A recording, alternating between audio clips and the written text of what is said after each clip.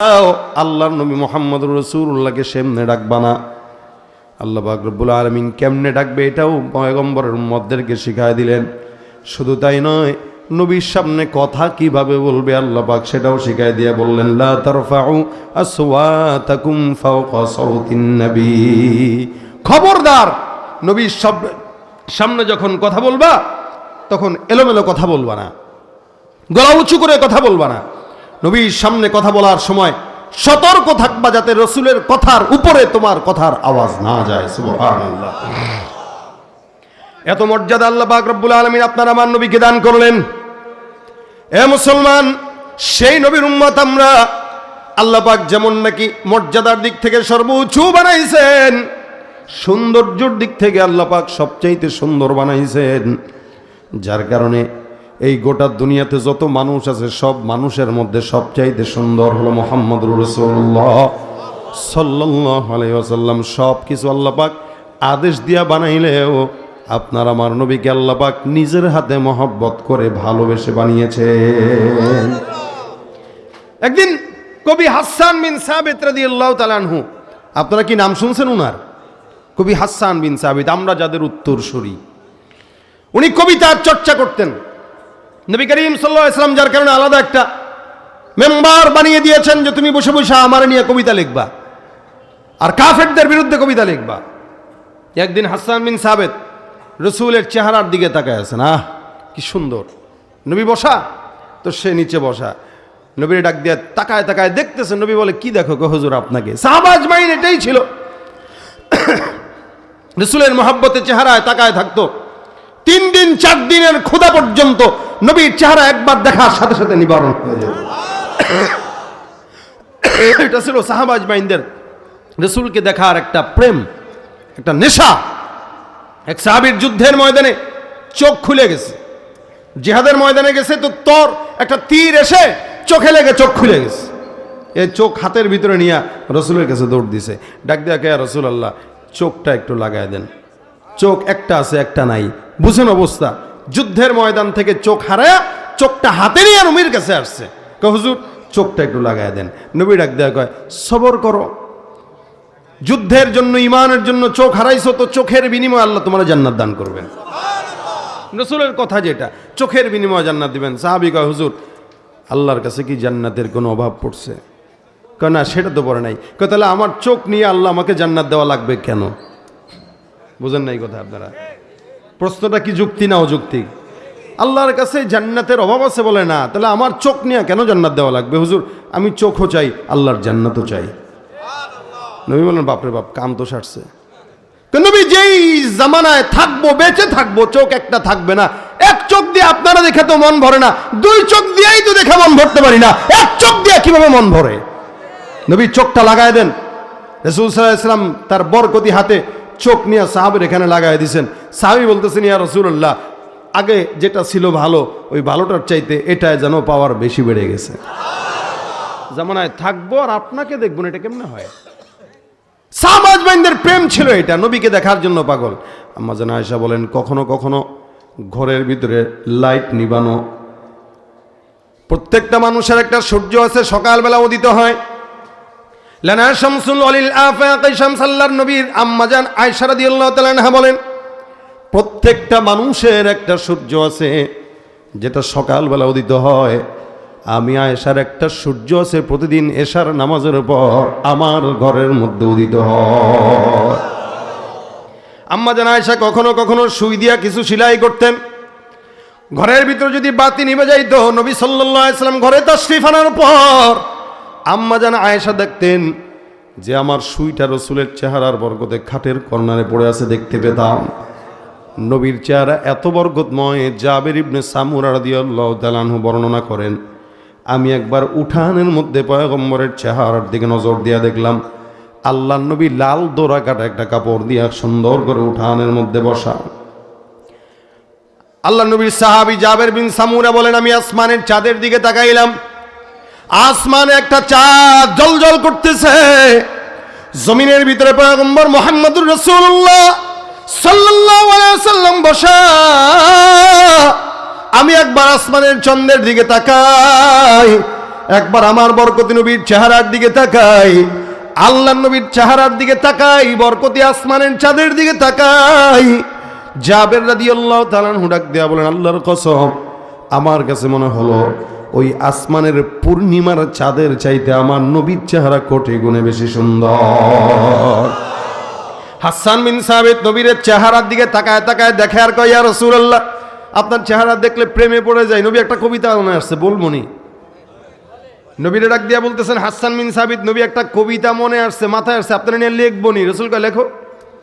হাসান বিন সাবিত কবিতা রাসূলের চেহারার দিকে তাকায় তাকায় তাকায় তাকায় লেখে, ওয়া আহসানু মিন কালাম তারাকাতু আইনি ওয়া আজমালু মিন কালাম তালিদিন নিসা খুলিকতা মুবাররাআম মিন কুল্লি আইবিন কাআন্নাকা ক্বাদ খুলিকতা কামা তাশা। হাসান বিন সাবিত ডাক দিয়া বলেন, ওয়া আহসানু মিন কালাম তারাকাতু আইনি, এ দুনিয়ার কবিরা শুনে রাখো, কবি কবিতা লেখে তার ডার্লিং রে নিয়ে, যে হারাম সম্পর্ক তার নিয়ে লেখে, যত নষ্টামি ছড়ায় এই কবিতার মাধ্যমে, কিন্তু হাসানের কবিতা তার জন্য নাজাতের উসিলা হয়ে গেছে। রাসূলকে বলেন, ইয়া রাসূলুল্লাহ, ওয়া আহসানু মিন কালাম তারাকাতু আইনি, এই দুনিয়াতে আমার চোখ আপনার চেয়ে সুন্দর কোন মানুষকে জিন্দেগিতে দেখে নাই। আপনি এত সুন্দর, কত মানুষ দেখলাম এই জমিনে, কত মানুষ, হাজার হাজার, কিন্তু আমার চোখ আপনার চেয়ে সুন্দর কাউকে কোনোদিন দেখে নাই। ও আজমালু মিন কালাম তালিদিন নিসা, জমিনে যত মানুষ আছে, মা বোনরা আছে, আদম পয়গম্বর থেকে আজ পর্যন্ত কোন নারী কোনোদিন আপনার চাইতে বরকতময় কোন পুরুষ জন্ম দেয় নাই। সুবহানাল্লাহ। এ মুসলমান, আমিনার গর্ভে থেকে আমার নবীকে বের করার জন্য আল্লাহ পাক রব্বুল আলামিন আদম পয়গম্বর, আম্মা জানা হাওয়া থেকে আমিনা পর্যন্ত যত মহিলাদেরকে নিয়েছেন, বুঝছেন, আমেনার মা, তার মা, তার মা, তার মা, তার মা করে করে আম্মা জান হাওয়া পর্যন্ত যত মানুষ গেছেন, আল্লাহ নবী বলেন, মা বাগাত ইমরাত নবীন কত, আমার দাদি, আমার নানি, নানির নানি, নানির নানি, নানির নানি, দাদির দাদি, দাদির দাদি, দাদির দাদি করে করে যত দূর পর্যন্ত গেছে, এই যত দূর সিরিয়ালে গেছে, এই সিরিয়ালে যতগুলা মহিলা গেছে, একটা মহিলাকেও কোনোদিন আল্লাহ জেনায় লিপ্ত করায় নাই। আমাকে বাঁচানোর জন্য এক বিন্দু পরিমাণে কেউ যেন বলতে না পারে মুহাম্মদের নানির দাদি অথবা তার দাদি, ওর তো চরিত্রে ঝামেলা ছিল, এটা যেন কেউ বলতে না পারে। এই জন্য হাওয়া থেকে নিয়ে আমেনা পর্যন্ত প্রত্যেকটা মহিলা ছিল পুত পবিত্র, এবং দুনিয়াতে তারা একদম পুত পবিত্র অবস্থায় আল্লাহ পাক তাদেরকে হেফাজত রেখেছেন। এই জন্য হাসান বিন সাবিত বলে, কোন নারী আপনার মতো কোন পুরুষ জন্ম নেয় নাই আমেনা ছাড়া। খুলিকতা মুবাররাআম মিন কুল্লি আইব, আল্লাহ পাক রব্বুল আলামিন আপনাকে এমন ভাবে সৃষ্টি করলো যেন জমিনের সমস্ত আইব ত্রুটি থেকে আল্লাহ পাক আপনাকে একদম বেছে বেছে বানাইছেন। একটা বিন্দু পরিমাণ, চুল পরিমাণ কোনো ত্রুটি আপনার সৃষ্টির মধ্যে রাখেন নাই। এই জন্য শামায়েলে রাসূলের বর্ণনা আছে, নবী সাল্লাল্লাহু আলাইহি ওয়াসাল্লাম যেখানে যেমন দরকার ছিল আল্লাহ পাক তাকে তেমন সুন্দর বানায় দিতেন। সুবহানাল্লাহ।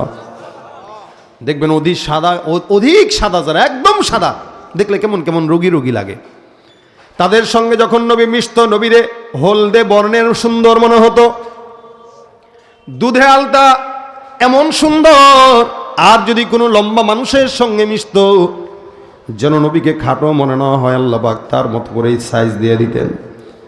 আর যদি অধিক খাটো মানুষের সঙ্গে মিশত, তখন তার চেয়ে একটু লম্বা বানায় দিতেন। সুবহানাল্লাহ। এ মুসলমান, যখন যেমন আল্লাহ পাক আমার নবীকে তখন তেমন বানাইছেন। কাআন্নাকা কদ খুলিকতা কামা তাশা, যেন আপনি যেমন চেয়েছেন, আল্লাহ যেমন চেয়েছেন তেমনিই আপনারে বানাইছেন। এটা হলো আপনার আমার পয়গম্বর মুহাম্মদুর রাসূলুল্লাহ সাল্লাল্লাহু আলাইহি সাল্লাম। এত মর্যাদা দিলেন, এত মহাব্বত করলেন, এত মহাব্বত দিয়া বানাইলেন যে আল্লাহ নিজেই প্রেমে পড়ে গেছেন। যার কারণে আল্লাহ পাক রব্বুল আলামিন বলেন, কোন নবীর উপরে আমি আল্লাহ পাক দুরূদ আর রহমতের সালাম পৌঁছাই নাই, কিন্তু একমাত্র মুহাম্মদুর রাসূলুল্লাহ, যার ব্যাপারে আল্লাহ বলেন, ইন্নাল্লাহা ওয়া মালাইকাতাহু ইউসাল্লুনা আলান নবী। আমার আল্লাহ ডাক দিয়া বলেন, নিশ্চয়ই আল্লাহ আর আল্লাহর সব ফেরেশতারা ওই পয়গম্বরের উপরে দুরূদের আমল করে। আল্লাহ পাক রব্বুল আলামিন ইব্রাহিমের উপরেই পড়ে নাই, ইসমাইলের উপরেও পড়ে নাই, আদমের উপরেও পড়ে নাই, কোন নবীর উপরে আল্লাহ পাক রব্বুল আলামিন দুরুদের সালাম পৌঁছায় নাই, কিন্তু শুধুমাত্র মুহাম্মদের উপরে আল্লাহ পাক পড়ছেন। আল্লাহ একা পড়েন নাই, তার সব ফেরেশতাদেরকে নিয়েই পড়েন। সুবহানাল্লাহ। এখন বলেন তো আল্লাহর ফেরেশতা কয়জন? গুনতে পারবেন কেউ? না। জমিনে একটা ঘর আছে বাইতুল্লাহ, যেটা সর্বপ্রথম ঘর। এই ঘরটা আল্লাহর বান্দারা তওয়াফ করে, যতবার মন চায় ততবার তওয়াফ করবে, কোনো বিধি নিষেধ নেই। আল্লাহর নবী বলেন বাইতুল্লাহর উপর একটা ঘর বাইতুল মামুর, জমিনের ঘর তওয়াফ করে ইনসান, আসমানের ঘর তওয়াফ করে আল্লাহর ফেরেশতা। আল্লাহর নবী বলেন ওই ঘরটাকে যদি আল্লাহ পাক ছেড়ে দেয় তাহলে একদম বরাবর বাইতুল্লাহর উপরে পড়বে। জমিনের ঘর বাইতুল্লাহ তওয়াফ করে ইনসান, যতবার মন চায় ততবার তওয়াফ করবে। আসমানের ঘর আল্লাহর ফেরেশতারা তওয়াফ করে, প্রত্যেকটা দলে দলে 70,000 ফেরেশতা তওয়াফ করে। সুবহানাল্লাহ। নবী বলেন এই যে দলে দলে 70,000 ফেরেশতা তওয়াফ করে, একবার কোনো ফেরেশতা কোনো দলে যদি তওয়াফ করতে ঢুকে, এই ফেরেশতা তওয়াফের পর আর কিয়ামত পর্যন্ত কোনোদিন সিরিয়াল পায় না। কোটি কোটি ফেরেশতা আল্লাহ পাক রব্বুল আলামিন বলে এত সমস্ত ফেরেশতারা আমার নবীর উপরে দুরূদ পড়ে। আমরা দুরূদ আর কতটুকুই পড়ি, আমরা কতটুকুই বা পড়তে পারি? সর্বোচ্চ সুন্দর করে স্টেজ সাজা দাঁড়ায় দাঁড়ায় নবী সালাম আলাইকা একটু জিলাপি দিয়া খিচুড়ি দিয়া বিদায়, এর বাহিরে আমরা কিছু পারি না। কিন্তু আল্লাহ পাক রব্বুল আলামিন বলেন এ মুসলমান মনে রাখবা, বান্দারা শুনে রাখেন, আমার ইলম শেষ হয়ে যাবে, পয়গম্বরের মর্যাদা বর্ণনা করা শেষ হবে না, রাত পার হয়ে যাবে, আল্লাহর নবীর মর্যাদা শেষ হবে না, দুনিয়া শেষ হয়ে যাবে, পয়গম্বরের প্রশংসা গাওয়া শেষ হবে না। আপনি আমি আর কতটুকুই পাঠ করব? আমার নবীর জন্য আপনি আমি যথেষ্ট নয়, আমার নবীর জন্য যথেষ্ট আমার আল্লাহ। ঠিক কিনা? নবীর হক আদায় করতে পারেন কে? কে কে? আল্লাহ। এই জন্য আল্লাহ পাক রব্বুল আলামিন আমি নিজে আমার পয়গম্বরের উপর দুরূদ পড়ি। মুহাম্মদ হামিদে হামদে খুদা বস, খুদা মদহে আফরি মুস্তফা বস। মুহাম্মদ হামিদে হামদে খুদা বস, খুদা মদহে আফরি মুস্তফা বস। মুহাম্মদ আজ তুমি খাম খুদা রা, খুদায়া আজ তো হুব্বে মুস্তফা রা, খুদায়া আজ তো হুব্বে মুস্তফা রা। আমার আল্লাহ পাক রব্বুল আলামিন নবীকে কত মর্যাদা দান করলেন, যার কারণে আল্লাহ নিজেই নবীর প্রেমে পাগল হয়ে দুরূদের আমল করে। আল্লাহ পাক কোন নবীর উপরে দুরূদ পড়েন নাই, শুধুমাত্র মুহাম্মদুর রাসূলুল্লাহর উপরে পড়লেন। এত মর্যাদা দিয়ে আল্লাহ পাক রব্বুল আলামিন পড়লেন, যার কারণে উম্মতকে আদেশ দিয়ে দিয়েছেন ইয়া আইয়ুহাল্লাযীনা আমানু সাল্লু আলাইহি, হে ঈমানদারের দল, তোমরাও ওই পয়গম্বরের উপরে দুরূদের আমল করো। এমনকি নবী নিজেও তার উপরে দুরূদের আমল করত। সুবহানাল্লাহ। নবী তো নামাজে পড়তেন আল্লাহুম্মা সাল্লি আলা মুহাম্মদ ওয়া আলা আলি মুহাম্মদ কামা সাল্লাইতা আলা ইব্রাহিম ওয়া আলা আলি ইব্রাহিম ইন্নাকা হামিদুম মাজিদ। নবীও পড়তেন সাল্লাল্লাহু আলাইহি ওয়াসাল্লাম। নবীর উপরেও পড়া এটা ইসলামের আদেশ। এই ইসলামের আদেশ আল্লাহও পালন করেন, নবীও পালন করেন। সুবহানাল্লাহ। আল্লাহর অন্য কোনো আমল দরকার নেই, কিন্তু এটা আল্লাহ নিজে করেন। এজন্য কেউ যখন এটা পড়ে, আল্লাহ নবী বলেন আচ্ছা বলেন তো জান্নাতে আমরা সবাই তো নবীর সাথে থাকতে চাই ইনশাআল্লাহ, আল্লাহ কবুল করুক। আল্লাহ নবী ডাক দেয়া বলেন আওলান নাসি বি ইয়াউমাল কিয়ামাতি আকসারুহুম আলাইয়া সালাহ।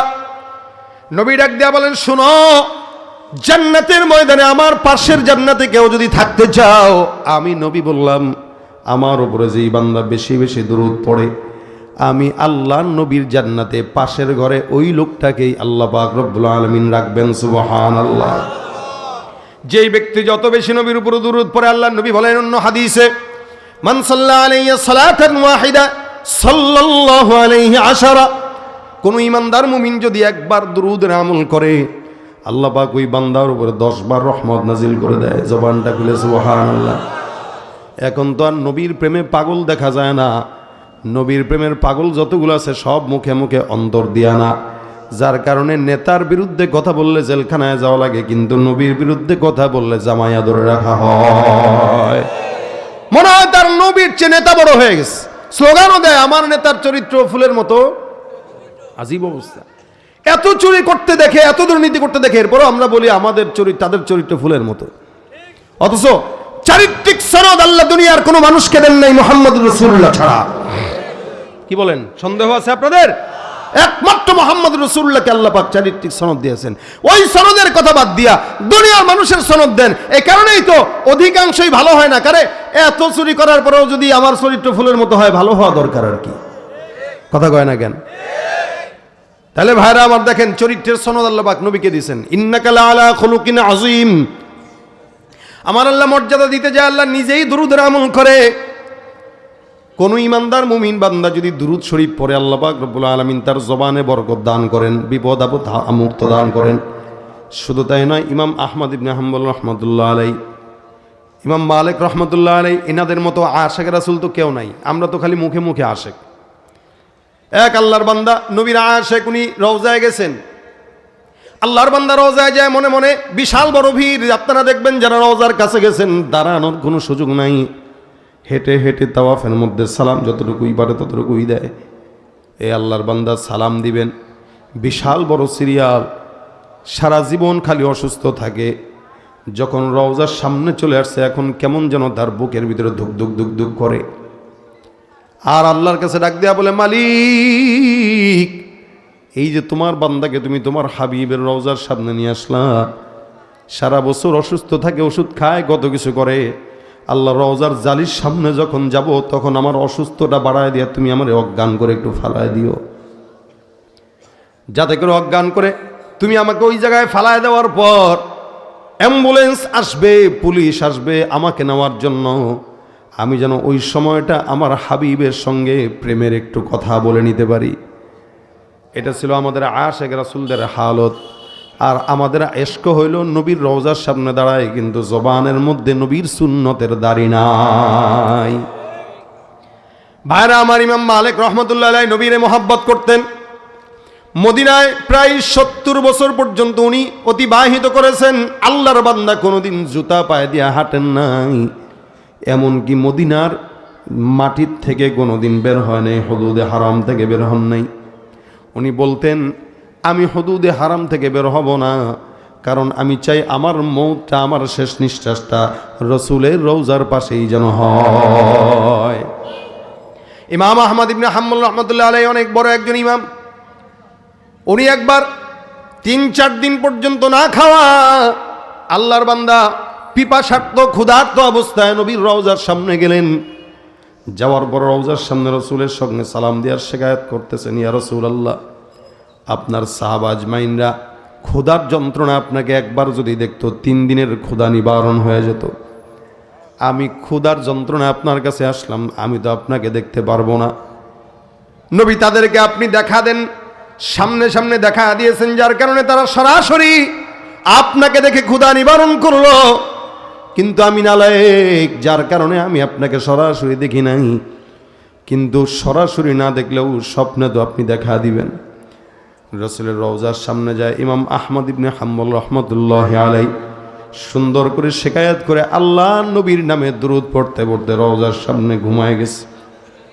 এখন তো ভিড় বেড়ে গেছে, যার কারণে রওজার সামনে ঘুমানোর চিন্তাও করা যায় না। আমি নিজেই 2015 সালে যখন যাই, তখন একদম খালি। ওই যে রওজাতুম মিন রিয়াজিল জান্নাহ, এই জায়গায় কত রাত সময় কাটানো হয়েছে। হাজী সাহেবদের দিন যত যাচ্ছে, সমস্ত লৌকিকতাগুলো বাড়তেছে, যার কারণে ভিড়ও বাড়ে। এই যে ভিড় বাড়তেছে, ইবাদত নাই। যত মানুষ সামনে যায়, সবগুলা মোবাইল নিয়ে ব্যস্ত, নবীকে সালাম দিতে ব্যস্ত থাকে না। খাঁটি আশিক রাসূল যারা নবীর রওজার সামনে যায়, তারা নিজেদেরকে স্থির রাখতে পারে না। এ আল্লাহর বান্দা রসুলের রওজার সামনে যায়, ডাক দেয়া বলে, ইয়া রাসূলুল্লাহ, আপনাকে বলতেছি, আপনার সাহাবা আজমাইনরা আপনাকে দেখে দেখে ক্ষুধা নিবারণ করত। আমি আপনার সামনে আসলাম, দেখতে পারি নাই। দয়া করে পয়গম্বর, আপনি আমার ক্ষুধাটা একটু নিবারণ করে দেন। এই কথা বলে দুরূদ পড়তে পড়তে আল্লাহর বান্দা ঘুমায় গেলেন। ঘুমের ভিতরে স্বপ্নের মধ্যে তাকায় দেখেন, ডান পাশে আবু বকর, বাম পাশে ওমর বসা।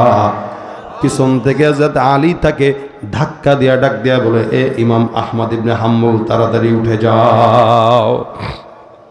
ঘুমের ভিতরে আল্লাহর বান্দা স্বপ্নের ভিতরে দেখে আবু বকর আর ওমর ওদিক দিয়ে আলী রাদিয়াল্লাহু তাআলা তারা ডাক দিয়া বলে, তাড়াতাড়ি উঠো, আকায়ে নামদার মুহাম্মদুর রাসূলুল্লাহ আসবে। ইমাম আহমদ ইবনে হাম্বল রাহমাতুল্লাহ আলাইহি লাফ দিয়া জেগে যায়, তাকায় দেখে পয়গম্বর হাজির। আল্লাহর নবী সাল্লাল্লাহু আলাইহি সাল্লাম হাজির হয়ে হাতের ভিতরে রুটির টুকরা নিলেন। আবু বকরকেও এক টুকরা ছেড়ে দিলেন, ওমরকেও এক টুকরা ছেড়ে দিলেন, আলীর হাতে এক টুকরা ছেড়ে দিলেন, আর এক টুকরা আহমদ ইবনে হাম্বলের হাতের মধ্যে ধরায় দিলেন। ইমাম আহমদ ইবনে হাম্বল রাহমাতুল্লাহ আলাইহি যখন হাতের ভিতরে রুটিটা নিলেন, সবাই রুটি মুখে দিয়া খায়, ইমাম আহমদ ইবনে হাম্বলও খায়। আল্লাহর বান্দা খাইতে খাইতে হঠাৎ করে তাকায় দেখে ঘুম থেকে জেগে গেলেন। রওজার সামনে শোয়া অবস্থায় আল্লাহর নবীকে উনি স্বপ্ন দেখলেন। নবী স্বপ্নের মধ্যে তাকে রুটি খাওয়ায় দিলেন, হাতের মধ্যে ধরায় দিলেন। ইমাম আহমদ ইবনে হাম্বল রাহমাতুল্লাহ আলাইহি হাতের ভিতরে তাকায় দেখে রসুলের ঘুমে দেওয়া ওই রুটিটা তার হাতের মধ্যে এখনো লেগে আছে। তাকায় দেখে হাতে রুটি, রসুলের স্বপ্নে দেওয়া রুটি। এরকম অসংখ্য ইমামরা, অসংখ্য বুজুর্গানে দিনে ইমাম আসম কুফি নামে একজন ইমাম ছিলেন, নাহু সরফের অনেক বড় ইমাম। এ আল্লাহর বান্দা যখন কথা বলতেন তখন তার জবান থেকে সুঘ্রাণ আসতো, আর ঠোঁটের মধ্যে সবসময় কি যেন চুষতেন, এরকম জিব্বা ভিজাইতেন। আমরা যেরকম জিব্বা দিয়া ঠোঁট ভিজাই, আল্লাহর বান্দা জিব্বা দিয়া ঠোঁট ভিজাইতেন। আর কথা যখন বলতেন তখন তার জবান থেকে মেশকের ঘ্রাণ আসতো। একবার ওনার খাদেম ডাক দিয়া বলে, হুজুর আমি বুঝলাম না, আপনাকে সব সময় কথা বলতে অবস্থায় ঠোঁটের মধ্যে আপনাকে ঠোঁট ভিজাইতে দেখি আর আপনার মুখ থেকে সুঘ্রাণ পাই, এটার কারণ কি আজকে আমাদেরকে বলতেই হবে। ইমাম আসিম কুফি রহমতুল্লাহ আলাইহি ডাক দিয়া বলেন, শোনো, আমি আল্লাহর নবী সাল্লাল্লাহু আলাইহি ওয়াসাল্লামের নামের দুরুদের আমল অনেক বেশি করি। নবীর নামের দুরুদ আমি সবসময় আমার জবানে উঠাই, 24 ঘন্টা আমার মুখে সাল্লাল্লাহু আলাইহি ওয়াসাল্লাম। আমি একবার স্বপ্নের ভিতরে দেখলাম আকায়ে নামদার মুহাম্মদুর রাসূলুল্লাহ সাল্লাল্লাহু আলাইহি ওয়াসাল্লাম স্বপ্নে হাজির। আল্লাহর নবী স্বপ্নের মধ্যে এসে আমার ঠোঁটের মধ্যে, জবানের মধ্যে চুমা খাইলেন। আমার কপালে চুমা খায় ডাক দিয়া বললেন, যেই ঠোঁট মুহাম্মদের পাগল ওই ঠোঁট জান্নাতি ঠোঁট। নবী আমার ঠোঁটে চুমা খাইলেন, কপালে চুমা খাইলেন, আলিঙ্গন করে বিদায় হয়ে গেলেন। আল্লাহর কসম করে বলি, ঘুম থেকে যখন জাগলাম, আমি ঘুম থেকে জাগার পর আমি আমার অনুভব করলাম ঠোঁটের থেকে যেন কেমন মধুর মতো মিষ্টতা অনুভব করলাম। ওই দিনের পর থেকে নিয়ে আমি যতবার কথা বললাম, যখনই কথা বলি তখন আমার ঠোঁটের মিষ্টতার পাশাপাশি আমার ঠোঁট থেকে জান্নাতের খুশবু, মেশকের খুশবু বের হয়। সুবহানাল্লাহ। হে মুসলমান, আল্লাহ পাক এমন একটা আমল আপনাকে আমাকে দান করলেন, যে আমলটা যেই বান্দা পড়বে নবীর নামের বরকত ওই বান্দা বরকতময় হয়ে যাবে। এই জন্য আল্লাহ পাক আদেশ করলেন, ইয়া আইয়ুহাল্লাযীনা আমানু সাল্লু আলাইহি ওয়া সাল্লিমু তাসলিমা। তোমরা ওই পয়গম্বরের উপর দুরূদের আমল করো। আমাদের ওলামায়ে কেরামদের তাজরিবা হলো, অসংখ্য আকাবের বুজুর্গানে দিনরা বলে গেছে, কোনো মানুষ যদি যত বড় বিপদে পড়ুক না কেন, যত ঝামেলায় পড়ুক না কেন, সব বিপদ ঝামেলা দূর করার একমাত্র বড় উপায় হলো, অন্যতম উপায় পয়গম্বরের নামের দুরূদের আমল সাল্লাল্লাহু আলাইহি ওয়াসাল্লাম। আপনার ব্যবসায় বরকত হয় না, আপনি দুরূদের আমল করা শুরু করেন।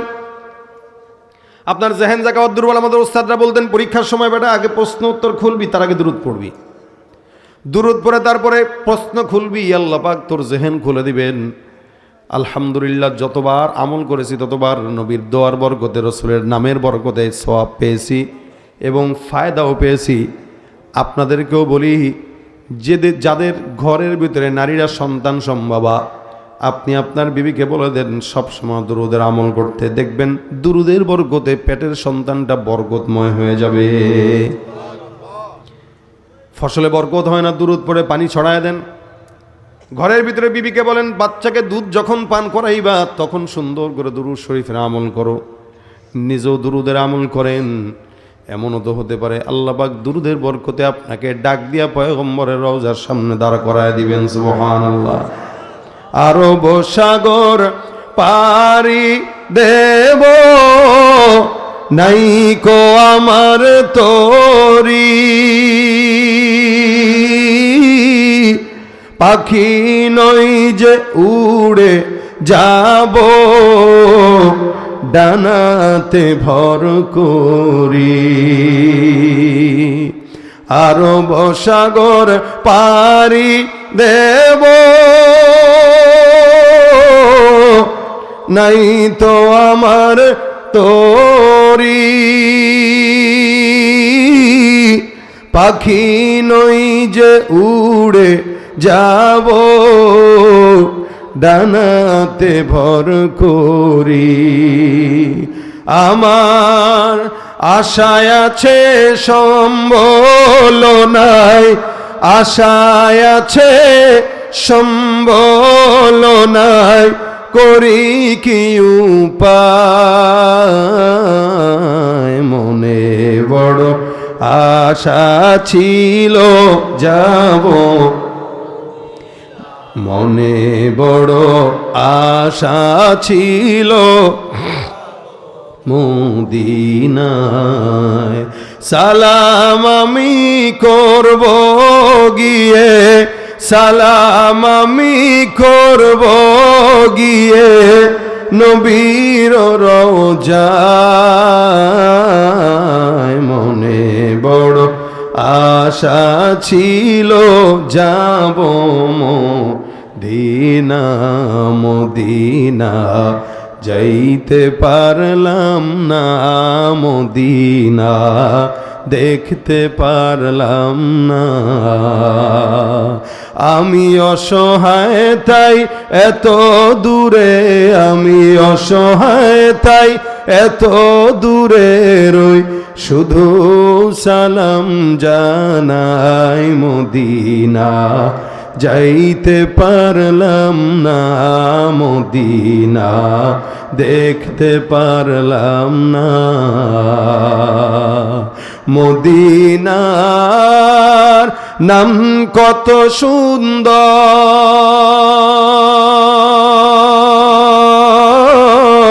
মদিনা কেড়েছে অন্তর।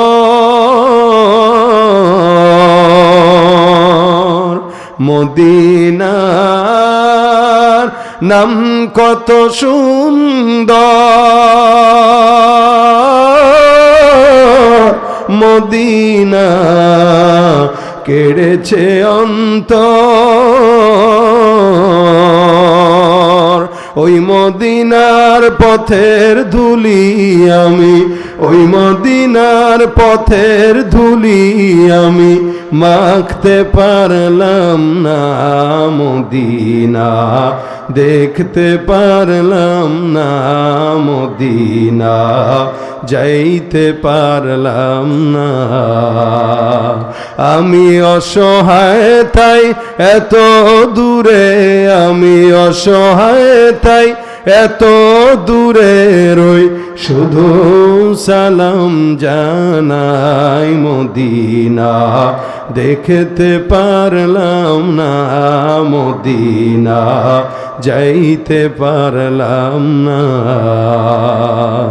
মনে বড় আশা ছিল যাব মদিনা, যেতে চাইতো ইনশাআল্লাহ।